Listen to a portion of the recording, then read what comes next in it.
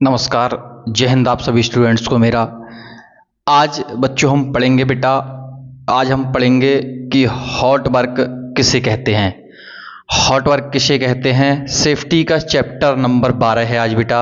Hot work किसे कहते हैं, व्हाट इज हॉट वर्क। जैसा कि आप बोर्ड पे लिखा हुआ देख रहे होंगे मेरे प्यारे दोस्त, तो क्या लिखा हुआ है कि सेफ्टी का चैप्टर नंबर 12 है बेटा, ये चैप्टर नंबर 12 है। हॉट वर्क, गर्म कार्य किसे कहते हैं। व्हाट इज हॉट वर्क, यहाँ लिखा हुआ है बेटा व्हाट इज हॉट वर्क। कंपनियों में बेटा आपने देखा होगा बहुत सारी कंपनियां होती हैं, अलग अलग उनमें अलग अलग टाइप्स के वर्क चल रहे होते हैं। तो वहाँ पे अगर बात करी जाए कि अलग अलग टाइप के जो वर्क चल रहे होते हैं, तो वहाँ पे हॉट वर्क के अंतर्गत कौन कौन से वर्क आते हैं और हॉट वर्क होता क्या है, वो हम इस चैप्टर में जानेंगे। तो जैसा कि आप बोर्ड पे देख रहे होंगे कि लिखा हुआ है व्हाट इज हॉट वर्क, गर्म कार्य क्या है।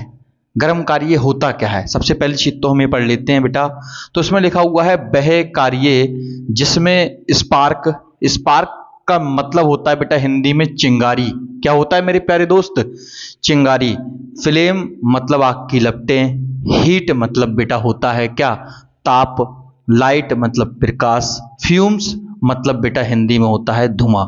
तो दोबारा समझ लेते हैं कि वह कार्य जिसमें spark comma flame comma heat comma light comma fumes आदि चीजें निकलती हैं, उसे हॉट वर्क कहते हैं। बेटा क्या कहते हैं, उसे कहते हैं हॉट वर्क। बहुत आसान है, बहुत सरल है। वह कार्य जिसमें स्पार्क चिंगारी, जिसमें स्पार्क चिंगारी आग की लपट धुआं आदि चीजें निकलती हैं, उसको कहते हैं मेरे प्यारे दोस्त, क्या कहते हैं, उसको कहते हैं हॉट वर्क। क्या कहते हैं, हॉट वर्क। जब कहीं गर्म कार्य चलता है तो आपने देखा होगा चिंगारी भी निकलती है, उसमें धुआं भी निकलता है, उसी में आपने देखा होगा हीट भी निकलती है, इसी में आग की लपटें भी निकलती हुई दिखाई देती हैं। तो उसी को कहते हैं हॉट वर्क, गर्म कार्य मेरे प्यारे दोस्त। अगले हम बढ़ें तो क्या लिखा है, हॉट वर्क के अंतर्गत कौन कौन से वर्क आते हैं। मतलब हम जब सेफ्टी में वर्क करने के लिए साइट पे जाते हैं तो हमें नॉलेज होनी चाहिए कि हॉट वर्क के अंतर्गत कौन कौन से वर्क आते हैं। इंटरव्यू में हमसे इंटरव्यू वाले सर पूछ सकते हैं कि हॉट वर्क के अंतर्गत कौन कौन से वर्क आते हैं। तो मेरे प्यारे दोस्त लिखा हुआ है कि हॉट वर्क के अंतर्गत ये 3 वर्क हैं जो मेन जो आते हैं। इसके अलावा एक वर्क और है, वो मैं आपको लिखा दूंगा अभी। जैसा कि लिखा हुआ है कि कटिंग वर्क, वेल्डिंग वर्क और नंबर 3 लिखा हुआ है ग्राइंडिंग। तो सबसे पहला आता है कटिंग वर्क, दूसरा मान लीजिए आप वेल्डिंग वर्क और तीसरा मान लेते हैं हम ग्राइंडिंग वर्क। तो cutting welding and grinding, cutting welding and grinding के जो वर्क होते हैं कंपनियों में, कटिंग करने का काम चलता है मशीनों के द्वारा, आपने देखा होगा वेल्डिंग की जाती है मशीनों के द्वारा, आपने देखा होगा मेरे प्यारे दोस्त कि ग्राइंडिंग वर्क भी किया जाता है, मतलब घिसाई का जो काम किया जाता है वो भी आपने देखा होगा। सारे के सारे काम मशीनों के द्वारा किए जाते हैं मेरे प्यारे दोस्त। बहुत आप लोगों ने देखा होगा जगह जगह कंपनियों में काम करते हुए। नहीं देखा है तो आप लोग जब कंपनियों में जाओगे तब वहां पर आप ये सारी चीजें देखोगे मेरे प्यारे बच्चों, ध्यान रखना। तो हॉट वर्क के अंतर्गत 3 वर्क आते हैं ये, नंबर 1 कटिंग, नंबर 2 वेल्डिंग और नंबर 3 होता है मेरे प्यारे दोस्त ग्राइंडिंग। जैसा कि लिखा हुआ है कि कटिंग वर्क, हिंदी मैंने लिख रखी है बेटा, ये इसकी इंग्लिश लिखी हुई है। ये क्या लिखा हुआ है कि कटिंग वर्क मतलब धातु को काटना। कंपनी में जब धातु या लोहे के टुकड़ों को, लोहे के छोटे छोटे टुकड़े काट दिए जाते हैं, या लोहे को 2 पार्ट में, 2 भागों में जब काट दिया जाता है किसी मशीन की सहायता से, तो उसको कहते हैं कटिंग वर्क मेरे लाल। क्या कहते हैं, उसको कहते हैं कटिंग वर्क। नेक्स्ट अगर बात करी जाए बेटा, नेक्स्ट अगर बात करी जाए तो लिखा हुआ है वेल्डिंग वर्क, धातु को जोड़ना। मतलब धातु या लोहे के टुकड़ों को, लोहे के 2 टुकड़े जो अलग अलग होते हैं उनको जोड़ना बेटा क्या कहलाता है, वेल्डिंग वर्क कहलाता है। क्या कहलाता है, वेल्डिंग वर्क कहलाता है मेरे लाल।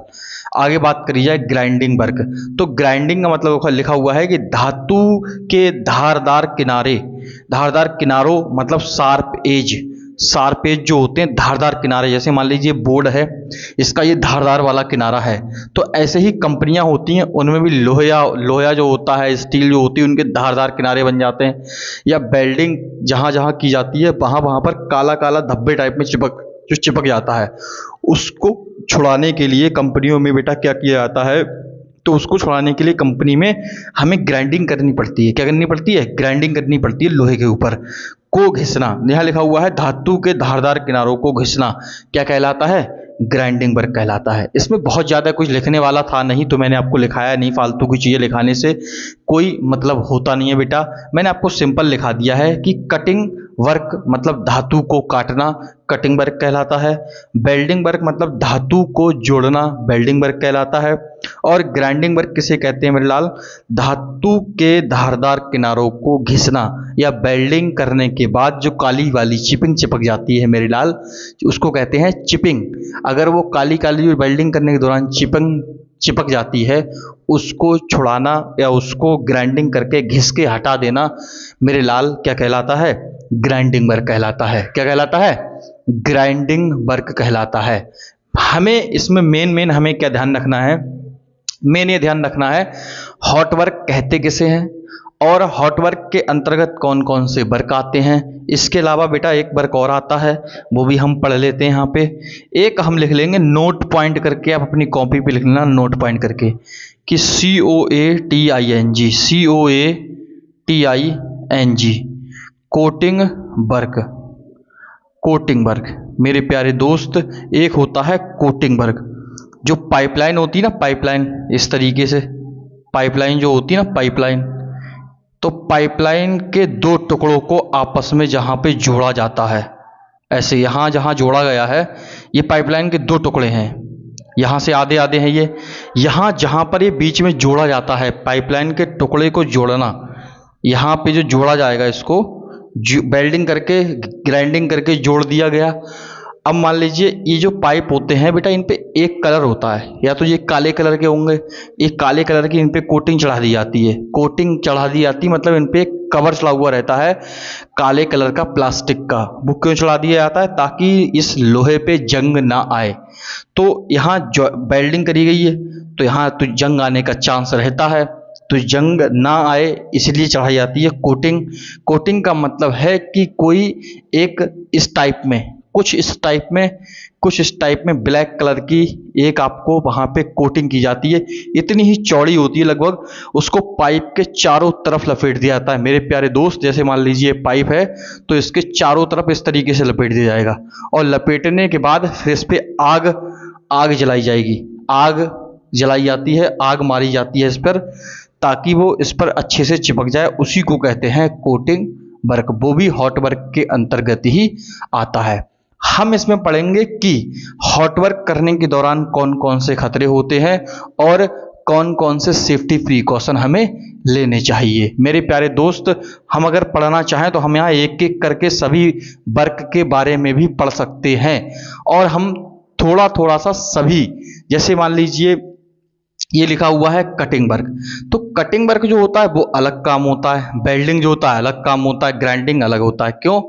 देखिए कटिंग वर्क और ग्राइंडिंग वर्क वो लगभग सेम होता है। सेम कैसे भाई? इसमें भी कटिंग करने के लिए आपने देखा होगा मशीन में एक ब्लेड घूमता है बहुत तेजी से, और ऐसे ही ग्राइंडिंग करने के लिए एक ब्लेड घूमता है बहुत तेजी से। तो जो व्हील घूमता है, जो कटिंग मशीन में व्हील लगा होता है या जो चक्का लगा होता है, जो ब्लेड लगा होता है, उसको कहते हैं कटिंग व्हील। ग्राइंडिंग मशीन में लगा हुआ होगा तो उसको कह देंगे मेरे प्यारे दोस्त ग्राइंडिंग व्हील। क्या कह देंगे? उसको कहते हैं ग्राइंडिंग व्हील। बच्चों ध्यान से समझना, यहाँ पे कटिंग और ग्राइंडिंग मशीन जो होती है, इसके हजार्ड, ये वर्क करने के दौरान जो हजार्ड होंगे वो बिल्कुल सेम टू सेम हजार्ड होंगे। कटिंग और ग्राइंडिंग करने के दौरान सेम हजार्ड होते हैं, और वेल्डिंग करने के दौरान अलग हजार्ड होते हैं बेटा। कटिंग और ग्राइंडिंग के एक जैसे हजार्ड होते हैं, एक जैसे खतरे होंगे कटिंग और वेल्डिंग का वर्क करने में, बट वेल्डिंग वर्क करने में थोड़े से खतरे अलग होते हैं। हालांकि मेरे दोस्त ध्यान से समझना, हॉट वर्क करने के दौरान यही, जब हॉट वर्क होता है तो यही काम होता है, कटिंग वेल्डिंग और ग्राइंडिंग यही इसके अंतर्गत यही काम आता है।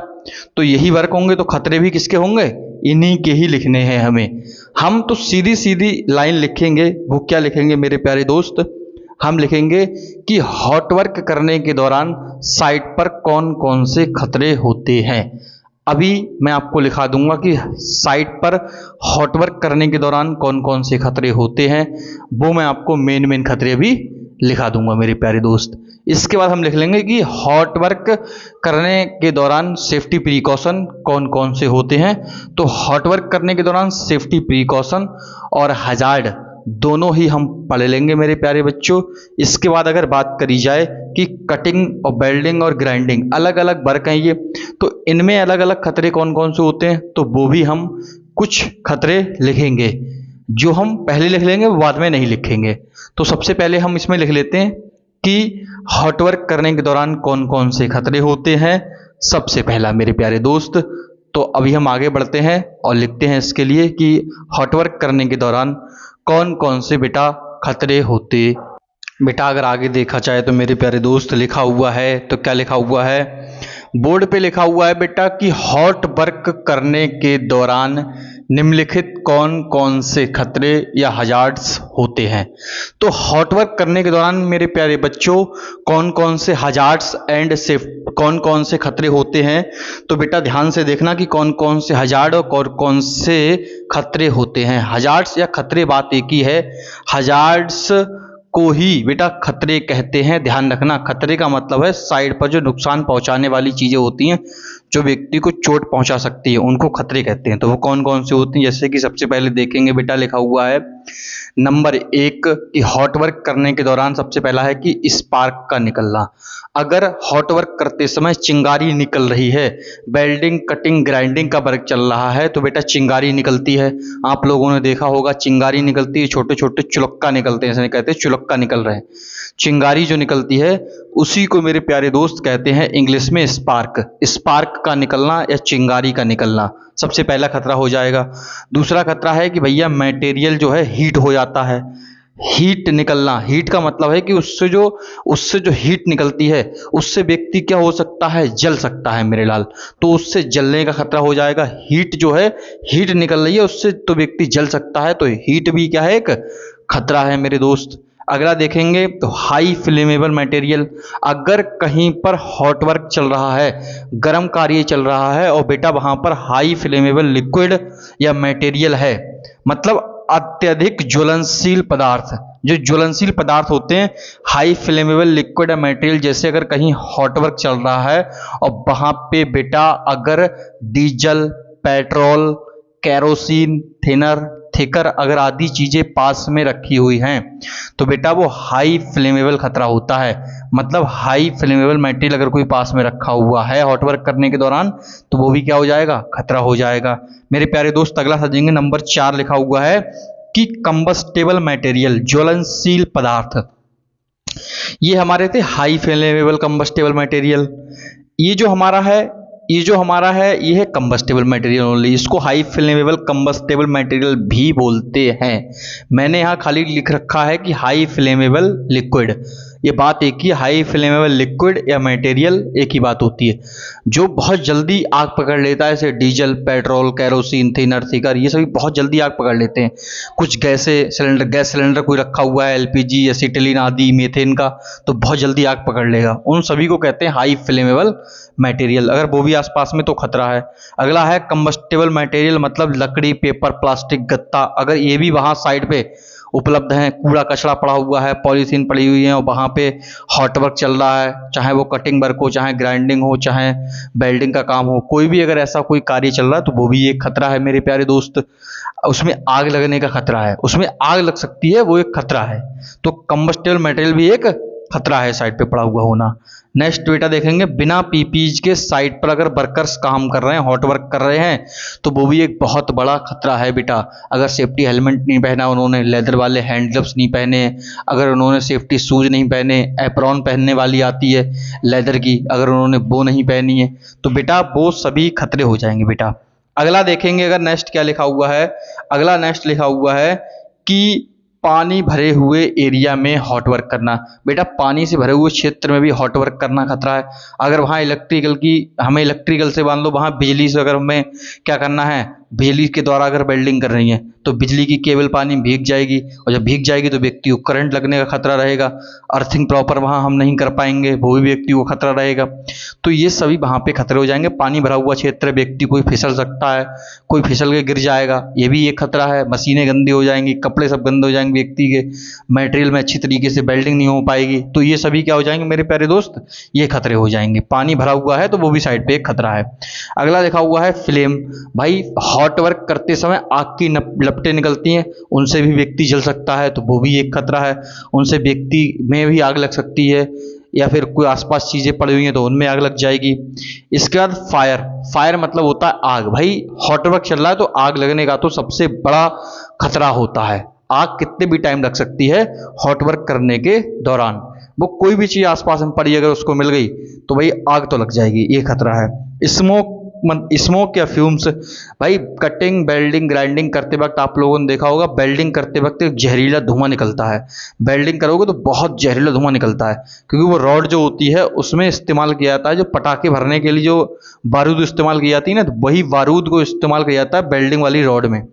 तो उससे बहुत खतरनाक धुआं निकलता है। उससे निकलता है कार्बन मोनोऑक्साइड गैस निकलती है, CO2 गैस निकलती है, उससे मेरे प्यारे दोस्त मीथेन आदि गैसें निकलती हैं जो व्यक्ति को सांस लेने में दिक्कत पैदा करती हैं। तो स्मोक या फ्यूम या जहरीला धुआं जो निकलता है वो भी व्यक्ति के लिए एक खतरा है। नेक्स्ट अगर बात करिए टॉक्सिक गैसेस, जहरीली गैसें। भाई हॉट वर्क करने के दौरान जहरीली गैसें भी निकलती हैं।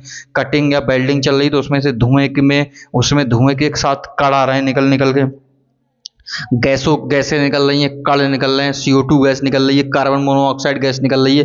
तो ये भी हॉट वर्क करने के दौरान गैसें निकलती हैं, तो वो भी क्या है, एक खतरा है जिससे व्यक्ति की जान जा सकती है। आज के न्यूज़पेपर में ही मैंने पढ़ा है कि एक कुएं के अंदर 5 व्यक्ति घुसे थे, उसमें से 3 व्यक्तियों की मौत हो गई। आज के न्यूज़पेपर मैंने पढ़ा है, आज के ही न्यूज़पेपर की बात बता रहा हूँ। आज के न्यूज़पेपर में ही मैंने पढ़ा है कि टॉक्सिक गैसेस के कारण, जहरीली गैसों के कारण कुएं के अंदर 3 लोग घुसे थे, 5 लोग घुसे थे सॉरी, उनमें से 3 की मौके पर ही मृत्यु हो गई। क्यों हो गई? वहाँ कुएं के अंदर कुछ ऐसी गैसें रही होंगी, कुआं काफ़ी दिन से बंद पड़ा होगा, उसमें लोग कूद गए होंगे, तो आप समझ सकते हो। क्योंकि कुएं 1.8 मीटर के बाद, मेरे प्यारे दोस्त मैं आपको बता चुका हूँ कि 1.8 मीटर के बाद कन्फाइंड स्पेस स्टार्ट हो जाता है। बेटा ध्यान रखना, टॉक्सिक गैसेस, जहरीली गैसें, तो हॉट वर्क करने के दौरान जहरीली गैसें बहुत बड़ा एक खतरा होती हैं। जो धुआं निकलता है उसमें बहुत जहरीली गैसें निकलती हैं। अगला देखें तो इलेक्ट्रिकल हजार्ड मैंने लिखा हुआ है यहाँ पे।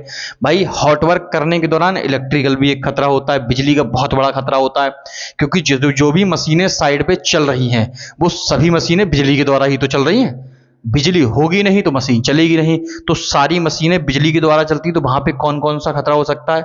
एक तो RCB, MCCB, जैसे कि देखेंगे RCCB,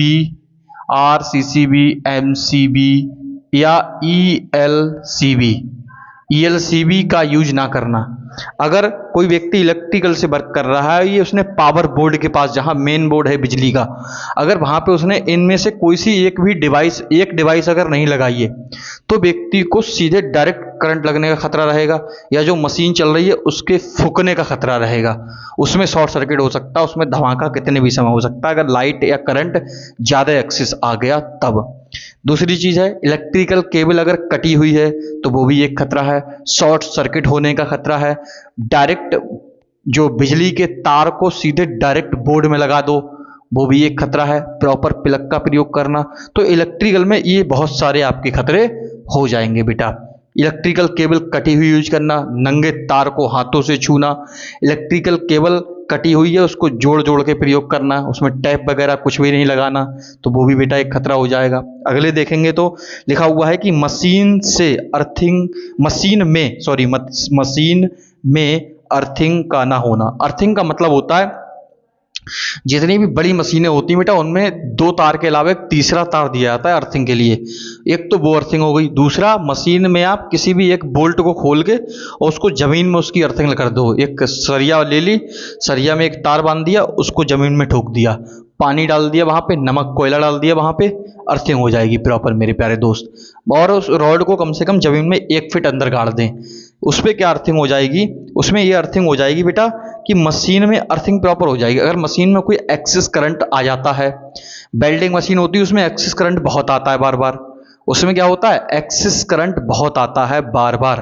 तो मेरे प्यारे दोस्त, मशीन में प्रॉपर अर्थिंग होनी चाहिए, ध्यान रखना है ये चीज़ आपको बेटा। और नेक्स्ट बात करें, मशीन में अगर अर्थिंग नहीं है तो वो भी क्या है, खतरा है। आगे लिखा हुआ है बेटा नंबर 13 लिखा हुआ है कि खराब टूल्स या विदाउट इंसुलेटेड टूल्स का यूज करना। साइड पे अगर वेल्डिंग मशीन खराब है, वेल्डिंग करने वाली मशीन खराब है, कटिंग करने वाली मशीन खराब है, या उस पे से हमने गार्ड हटा दिया है उसका, या मशीन को जो उसका पकड़ने वाला जो हैंडल है, जो हत्था जिसे कहते हैं हैंडल है, अगर उस हैंडल में ऊपर कवर चढ़ा हुआ नहीं है, खाली नंगा है वो कवर, अगर हम मशीन चला रहे हैं बाई चांस अगर करंट आ गया तो व्यक्ति को करंट लगने का खतरा हो जाएगा। खराब मशीन है, टूटी फूटी जुगाड़ू मशीन का काम कर रहे हैं, खट खट खट खट कितने भी टाइम टूट सकती है, कितने भी टाइम उसमें कोई खतरा हो सकता है, व्यक्ति को हानि पहुंच सकती है। तो ऐसी मशीनों या ऐसी टूल्स का प्रयोग करना भी हॉट वर्क करने के दौरान खतरा है एक बहुत बड़ा। नेक्स्ट 14 नंबर लिखा हुआ है कि साइट पर site supervisor comma safety of person का अवेलेबल ना होना। मेरे प्यारे दोस्त, मैं यहाँ बता दूं आपको, नंबर 14 लिखा हुआ है कि साइट सुपरवाइजर और सेफ्टी ऑफिसर अगर साइट पे उपलब्ध नहीं है, या सेफ्टी सुपरवाइजर अगर साइट पे उपलब्ध नहीं है, बिना सेफ्टी सुपरवाइजर या साइट सुपरवाइजर के काम चल रहा है साइट पर, तो वो भी एक खतरा है। क्योंकि वर्कर अपनी मनमानी करेंगे, काम करने वाले जो वर्कर्स होते हैं वो अपनी मनमानी करते हैं। जब वो अपनी मनमानी करेंगे तो वो सेफ्टी को फॉलो नहीं करेंगे, सेफ्टी फॉलो नहीं करेंगे तो कोई भी खतरा या कोई भी चोट या कोई भी नुकसान होने के साथ एक्सीडेंट इंसिडेंट साइट पर हो सकता है मेरे प्यारे दोस्त। तो ये भी खतरा है। नेक्स्ट लिखा हुआ है कि हॉट वर्क करने के दौरान भाई अगर साइट पर fire extinguisher and fire blanket नहीं है तब भी क्या है, एक खतरा है।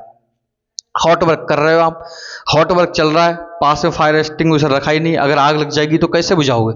पानी लेने भागोगे, वहां फायर एक्सटिंग्विशर लेने भागोगे? तो इससे बढ़िया सबसे पहले आप यही करो ना कि फायर हॉट वर्क स्टार्ट करने से पहले वहां पे अपने पास ला करके फायर एक्सटिंग्विशर रख लो, पानी की बाल्टी भर के रख लो, रेत की बाल्टी को भर के रख लो, तो वो भी क्या है, खतरा है। फायर ब्लैंकेट का मतलब होता है आग बुझाने वाला कंबल, वो भी आप पास में ला के रख लो।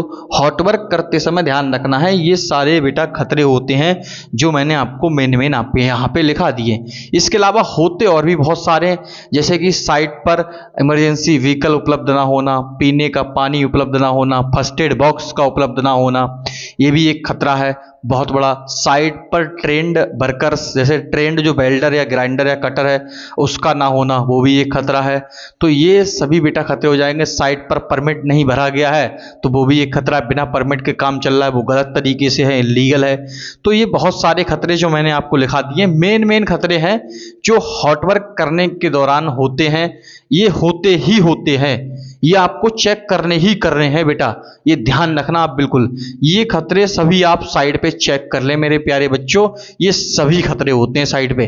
तो इनको अब हम आगे वाली जो वीडियो लेकर के आएंगे कल, उसमें हम बेटा पढ़ेंगे कि हॉट वर्क करने के दौरान कौन कौन से सेफ्टी प्रिकॉशन होते हैं। तो बच्चों इंतजार करें कल की वीडियो के लिए, और मैं आपके लिए डेली वीडियो लाता रहूँगा बेटा। सैटरडे और संडे, शनिवार और इतवार को वीडियो नहीं आ सकती है क्योंकि शनिवार इतवार को रहती है बेटा छुट्टी, उस दिन सिर्फ शॉर्ट वीडियो आएगी मेरी, कोई ना कोई शॉर्ट वीडियो आएगी आपके लिए। 2 लाइनें मैं हमेशा लाता रहता हूँ, 2 लाइनें आपकी मैं पर डे लाऊंगा, सैटरडे हो संडे हो कोई भी दिन हो, हमेशा मैं आपके लिए 2 लाइनें तो लाता ही लाता रहूंगा मेरे प्यारे दोस्त, नहीं तो कुछ ना कुछ आपके लिए लाता रहूंगा। फिलहाल जो हमारी पढ़ाई है वो कंटिन्यू सोमवार से शुक्रवार तक चलेगी। 2 दिन मैं आपको इसलिए दे रहा हूं, सैटरडे और संडे के 2 दिन इसलिए मैं आपको दे रहा हूं छूट, इसलिए क्लास लेके नहीं आऊंगा, ताकि जो आपने पिछले 5 दिनों में पढ़ा है, सोमवार मंगलवार बुधवार बृहस्पतिवार और शुक्रवार को बेटा, ये 5 दिन जो आपने पढ़ाई की है हमारे ऑनलाइन अपने यूट्यूब चैनल से आपने, ये पीके सर के द्वारा मेरे प्यारे बच्चों, तो वो आप बेटा रिवीजन कर ले अपना। 2 दिन आप अपना रिवीजन कर ले कि हमें सर ने क्या क्या पढ़ा दिया है, हम प्रॉपर पढ़ लें और उस अपनी तैयारी पक्की तरीके से कर लें। और कोई आपको डाउट हो तो मेरा नंबर, मेरा कॉन्टैक्ट नंबर दिया रहता है बेटा, सीधे आप उस पर कॉल कर सकते हैं। मैं आप आप अगर मुझसे इंटरव्यू देना चाहते हैं मुझे, तो मैं आपका इंटरव्यू ले सकता हूं, आपका इंटरव्यू मैं कंडक्ट कर लूँगा। मैं आपको बता दूंगा बेटा आप जॉब के लिए तैयार हो गए हो या थोड़ी और तैयारी आपको करनी पड़ेगी मेरे प्यारे बच्चों। बाकी हम अपना सिलेबस बहुत जल्दी कंप्लीट कर लेंगे मेरे प्यारे बच्चों। ध्यान रखना, अगस्त चल रही है, अगस्त के लास्ट तक हम अपना सिलेबस, इसी महीने में हम अपना सिलेबस फायर और सेफ्टी का दोनों का लगभग कंप्लीट कर चुके होंगे मेरे प्यारे बच्चों। ध्यान रखना 80% मैं आपका सिलेबस कंप्लीट करा दूंगा। बेटा ध्यान रखो 30% सिलेबस हमारा कवर हो चुका है, क्योंकि सेफ्टी में बहुत ज़्यादा चैप्टर नहीं है, ना ही फायर में बहुत ज़्यादा सिलेबस है। लगभग 30% आपका निपट गया है, 50% और हम निपटा देंगे तो आपका टोटल मिला के 80% हो जाएगा मेरे प्यारे बच्चों। ध्यान रखना, तो 80% आपका सिलेबस हो जाएगा, इतना बहुत है। इतने से ही आप अपना इंटरव्यू क्रॉस कर सकते हो, किसी भी कंपनी में आप रिज्यूम लगा देना। जितना भी आपको पढ़ाया गया है उतना आप पढ़ लेना बेटा, 101% नौकरी पे सिलेक्शन होगा, ये मेरी गारंटी है। बट मेरे लाल मेहनत करना, पढ़ाई करना मेरे दोस्त, क्योंकि बिना पढ़ाई के बेटा कुछ नहीं हो सकता है, ये ध्यान रखना। वीडियो को लाइक करें, सब्सक्राइब करें बेटा, चैनल को सपोर्ट जरूर करें, ताकि मैं वीडियो आपके लिए लाता रहूं, क्योंकि बेटा बहुत मेहनत लगती है वीडियो लाने में। मैं बहुत मेहनत कर रहा हूं आपके लिए, आपको लग रहा है कि नहीं लग रहा है वो नहीं कह सकता, क्योंकि बेटा पहले ऑफलाइन पढ़ाता हूं 9 बजे से लेकर के 1 बजे तक लगातार, फिर 1 बजे के बाद मेरे लाल जितने भी समय टाइम मुझे समय मिलता है, 2 बजे, 3 बजे, 4 बजे, 5 बजे के टाइम बेटा मैं आपकी ऑफलाइन क्लास रिकॉर्ड करता हूँ। रिकॉर्ड करने के बाद फिर डालता हूँ। बेटा मैं आपको लाइव क्लास तभी दे सकता हूँ जब लाइव क्लास जब रहेगी हमारी, तो एक समय भी निश्चित रहेगा उसमें कि हाँ बेटा 10 बजे क्लास आएगी, या दोपहर में 2 बजे क्लास आएगी, या 3 बजे आएगी, एक टाइम भी निश्चित कर दूंगा। वो तभी हो पाएगा बेटा जब हमारे सब्सक्राइबर हमारे यूट्यूब चैनल पे आप लोगों की सहायता से, आप लोगों के परिवार की सहायता से 1000 कंप्लीट हो जाएंगे। बेटा वो जितनी जल्दी कंप्लीट हो जाएंगे हम लोग उतनी जल्दी ही ऑनलाइन आ जाएंगे बेटा। ये मैंने लक्ष्य रखा हुआ है कि जितनी जल्दी हमारे 1000 सब्सक्राइबर हो जाएंगे उतनी जल्दी हम लोग अपनी वीडियो लेकर के आएंगे नेक्स्ट ऑनलाइन सीधे। तो नमस्कार, जय हिंद मेरे प्यारे दोस्तों, मिलते हैं कल।